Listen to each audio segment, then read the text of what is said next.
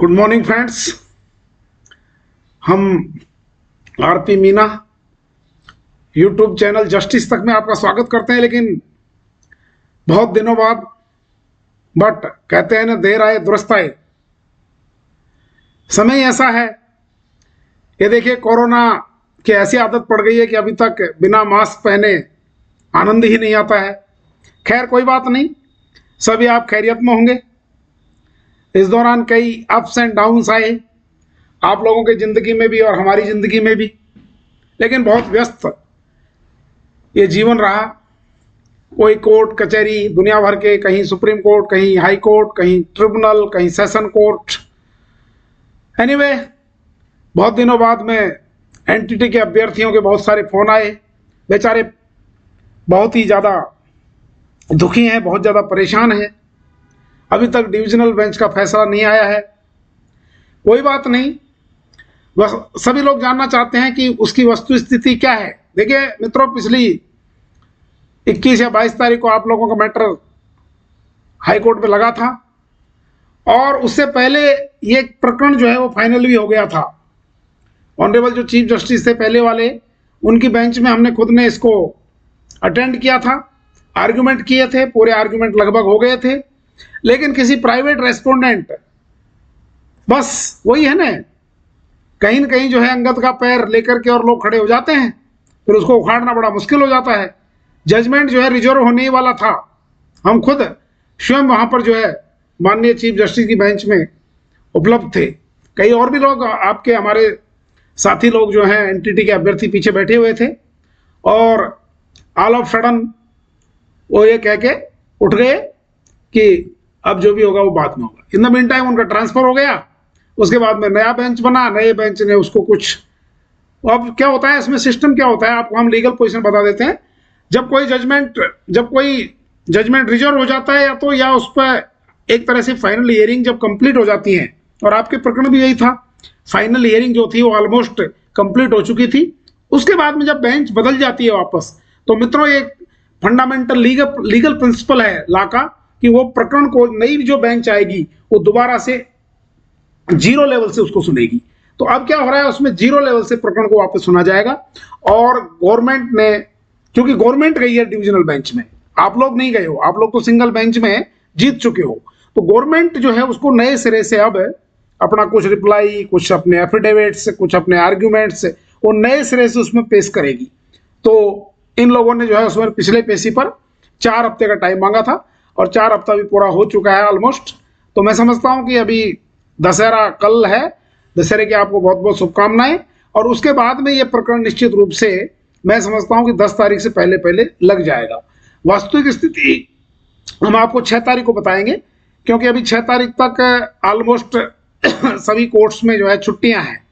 तो छुट्टियों में इस समय सब छुट्टी के मूड में है, स्टाफ भी, और जो जुडिशियल सेक्शन है वो भी, और नेचुरली माननीय कोर्ट भी लग रहे हैं प्रकरण। बट अब 6 तारीख के बाद ही जब दोबारा से कोर्ट खुलेंगे दशहरे की हॉलीडेज के बाद में, तो मैं समझता हूं कि दिवाली से पहले पहले आपके प्रकरण में अवश्य ही कुछ न कुछ डेवलपमेंट होना चाहिए, जहां तक हम समझते हैं। तो आप चिंता न करें, देर आए दुरुस्त आए, आपकी जीत तय है इसमें। एक इश्यू यहाँ पर यह भी आ रहा है कि कुछ लोग कहते हैं कि जो पीपीटीसी के कैंडिडेट्स थे उनको नियुक्ति के लिए हाई कोर्ट ने कह दिया है कि, लेकिन उसमें जो शब्द है वो ये है, कुछ लोग जो भ्रमित हो रहे हैं, डीपीएससी वाले भी और पीपीटीसी वाले भी, जो भी सिचुएशन है आप चेक कर लेना, वो पीपीटीसी के लिए है या डीपीएससी के लिए है। बट उसमें यह है कि the government if desire may give them appointment. एकदम से स्ट्रिक्ट डायरेक्शन नहीं है कि भाई जो है आपको दे ही दिया जाए, मे यानी गवर्नमेंट के ऊपर छोड़ दिया है। तो फाइनली आउटकम, कई लोग कह रहे थे कि हम क्या कंटेम्प्ट लगा दे, क्या कुछ नहीं होगा कंटेम्प्ट से, किसी दूसरे एडवोकेट से आप कहलवा दें, कुछ नहीं होगा, सीनियर एडवोकेट आपसे मोटी सारी फीस ले डालेंगे, और अल्टीमेटली होगा कुछ नहीं। आप लोग जो अपने पुराने एडवोकेट्स हैं, हम तो आपको ये सलाह देंगे कि जो आपके पुराने एडवोकेट जो आपके केस को कंटेस्ट कर रहे हैं, उन्हीं के ऊपर आप प्रेशर माउंट रखिएगा कि सर इसको करवाइए, कैसे भी करके और करवाइए, दैट्स ऑल। तो उनकी तरफ से कम डिले ना हो। ये प्रकरण बहुत पहले हो चुका होता, लेकिन इसमें क्या है कि बंच का मैटर है, और इसमें 10 लोगों का वकील एक है, 5 लोगों का एक है, फिर 11 लोगों का एक है, फिर 5 लोगों के एक है, फिर 4 का एक है, 2 के एक है। इस तरह से कभी किसी प्रकार से कारण से जो है ये पोस्टपोन्ड होता रहा, तो कभी एडजॉर्न होता रहा किसी और कारण से। That was the main problem here. तो ये क्या होता है कि बेंच का मैटर है, गवर्नमेंट दोबारा से प्लीड होगी इसमें, पूरी प्लीडिंग्स जो है, प्लीडिंग्स का मतलब आर्ग्यूमेंट्स दोबारा से विल टेक प्लेस, तो that will take time. So be happy, don't worry, और फेथ रखिए, पॉजिटिव थिंकिंग रखिए, स्पिरिचुअली हाई रहिए, मेंटली अलर्ट रहिए और फिजिकली अलर्ट रहिए, यही सफलता का मूल मंत्र है। और इस एंटिटी के भरोसे ही मत बैठिए। मैं तो आपको कहूंगा कि बाकी जो एग्जाम्स हैं, जहां भी आपका भाग्य, जहां भी आप एलिजिबल कैंडिडेट्स हैं, उसके लिए अपना एफर्ट जारी रखिए। करत करत अभ्यास के जड़मत ओत सुजान, एक दिन जो है मंजिल जो धीरे धीरे प्राप्त हो ही जाती है, ऐसा नहीं है। हम जानते हैं इस चीज को, हम भुगतभोगी हैं इन सब चीजों के, हमने सफलताएं प्राप्त की हैं, असफलताएं प्राप्त की हैं, लेकिन अंत में हम जो है सफलता की सीढ़ियों पर पहुंच चुके हैं। इसलिए जो है आप मस्त रहें, चिंता न करें, ये सिस्टम ही ऐसा है। मैं भी आप अब जाकर के आप लोगों की तरह से फ्री हुआ हूं, यू नो, आप जानते हो मेरी सिचुएशन। तो ये ऐसे ही चलता रहता है ये जिंदगी जो है।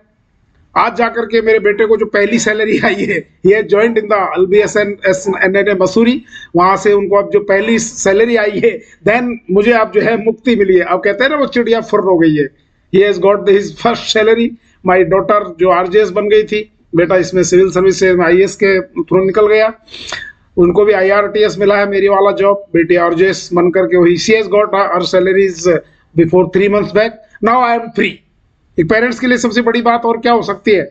जैसे एक पक्षी होता है ना, पक्षी अपने बच्चों को घोंसले में से निकालने के बावजूद भी जब तक वो इंडिपेंडेंट नहीं हो जाते हैं, तब तक वो जो है उनको दाना पानी चुगाता रहता है, कभी पेड़ में बिठाता है, कभी जमीन पर बिठाता है, कभी कहाँ बिठा करके, और धीरे धीरे देता रहता है। कोई भी पक्षी को देख लीजिएगा, ठीक है। मेरे बगीचे में बहुत से पक्षी इसी तरह से हमारे घोंसले से उड़ करके, और फिर वो उनको, जब तक वो पूरी तरह से इंडिपेंडेंट होकर के अपने पंखों से उड़ने नहीं लग जाते, जब तक वो दाना पानी देते रहते हैं। तो यही सिस्टम जो है, यही व्यवस्था पेरेंट्स के ऊपर होती है। तो अब तक मैं भी जो है, भले ही मेरे बच्चे जो है आज से 1-1.5 साल पहले सेटल हो गए थे, सब हो गए थे, बट ट्रेनिंग में टाइम लगता है।